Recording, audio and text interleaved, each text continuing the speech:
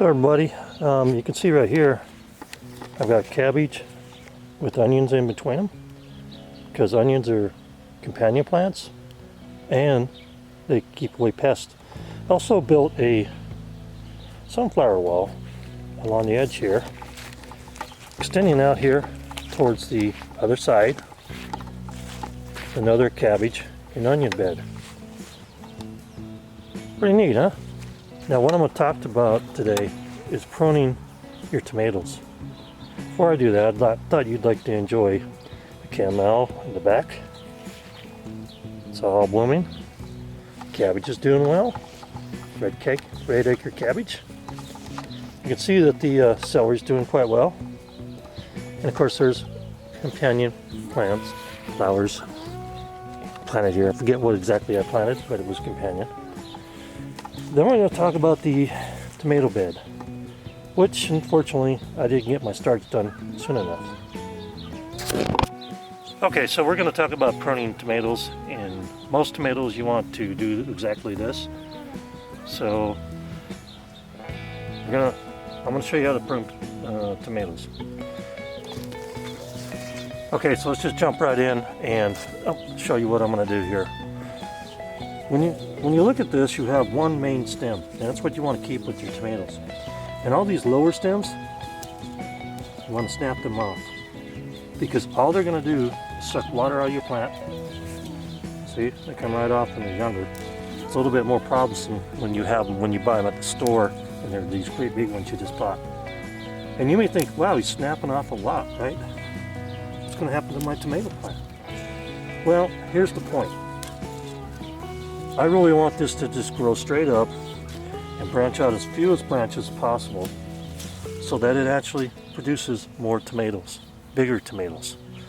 And so if you just prune your tomatoes like this, you can see that. I want to keep this stuff off the ground. You can see where it's on the ground already, all this stuff that's hitting the ground. That just invites bugs, disease, rot, all that good stuff. And of course some of these have more than one tomato, so this one right here, just pull this off, and I'll probably transplant one of these to a different location. But you can see right now I'm just snapping them off, the leaves, because I want to keep these I want to get them to about a foot or foot and a half tall, and then I can let them kind of just keep growing straight up and snap off all the little side ones that you really shouldn't have in there. This right here I'm going to leave for now, but I will snap it later. Let's do it now. I'm going to snap it now. So there you go. Okay, I wanted to make sure you saw this. I've snapped off everything up to this point, and some of this got cut off in the other video. You see I did these two and this one. By the way, if you get yellow leaves on your peppers, your tomatoes, stuff like that, and you know that you've got the right amount of watering, and you want to check the nutrients, and you're probably going to find that if you got yellow leaves on tomatoes and peppers stuff, you got a magnesium deficiency. What will fix that is azomite rock. You can buy that. It's listed on the website. It'll be listed below. You get a bag of azomite, and that will have all the mineral trace nutrients you need except for nitrogen. And it's all natural. It's mined in southern Utah from an old seabed.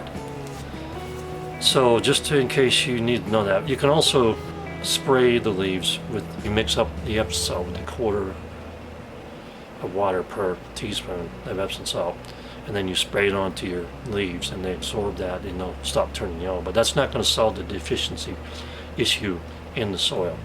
That's why I suggest azomite rock dust. This is what we want to see when we prune our tomatoes.